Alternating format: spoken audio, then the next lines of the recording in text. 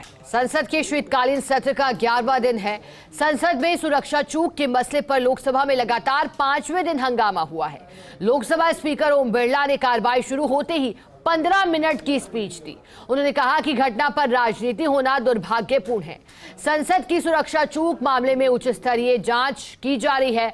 मामले में जांच कमेटी गठित की गई है। पहले भी जब इस तरह की घटनाएं हुई तो पूर्व स्पीकरों के जरिए जांच प्रक्रिया आगे बढ़ी। यह दुर्भाग्यपूर्ण है कि इस घटना को लेकर राजनीति हो रही है। संसद में लोकतांत्रिक व्यवस्था के तहत ही चर्चा होनी चाहिए। सदन में नारेबाजी करना, तख्तियां लाना, विरोध करते हुए वेल में आना, सांसदी के पास आना, आसंदी के पास आना ठीक नहीं है। लोकसभा से जिन सांसदों को सस्पेंड किया है उसका सुरक्षा में चूक मामले से संबंध नहीं है। इस बीच हंगामा बढ़ा तो सदन की कार्यवाही को स्थगित किया गया।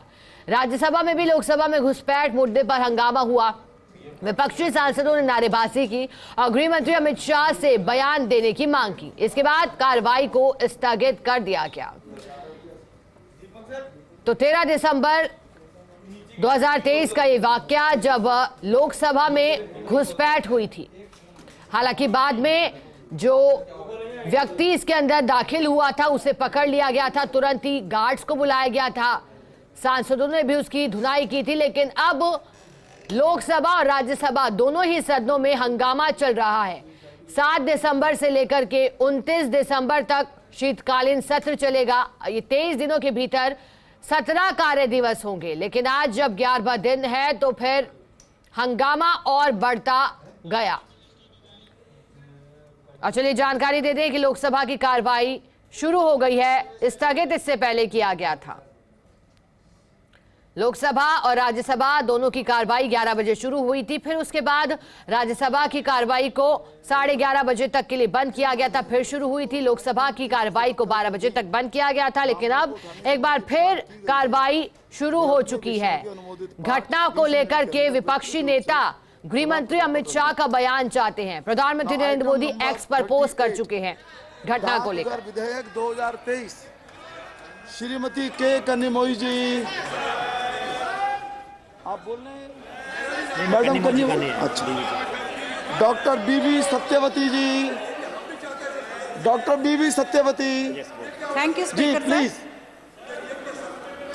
Thank you Chairperson sir for giving me the opportunity to speak on a very important bill, the Post Office Bill 2023. Speaker sir,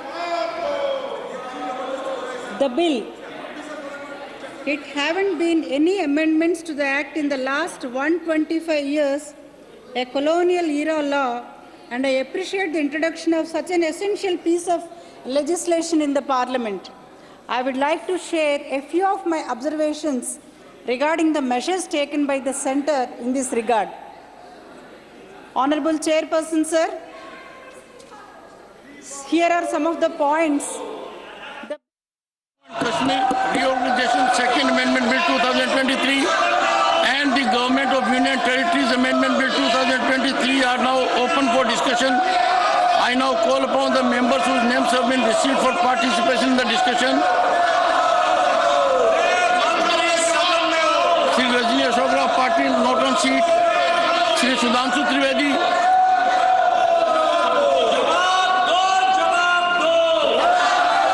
Shri Sudhanshu Trivedi. Dr. Kanimoji NV and Somu, not on seat. Dr. Sasmit Patra. Briefly. And my thank you, sir. I stand to support both the bills because both the bills are important regarding Jammu and Kashmir and women's empowerment. We support the bill, sir. Thank you. Dr. Vijay Sai Reddy. Sir, we raise on behalf of my party, I raise to support the bill, sir. Sir, this bill provides reservation for 2 categories of double minorities, that is SC and ST. I request the Honorable Minister to include BC women also, who have been left out from the ambit of reservation, sir. And nominated post also, nominated positions also. Okay, fine. I request the Honorable Minister to... Shri Binoy Vishwam, not on seat. Sushri Kavita Patidar. धन्यवाद माननीय सभापति महोदय।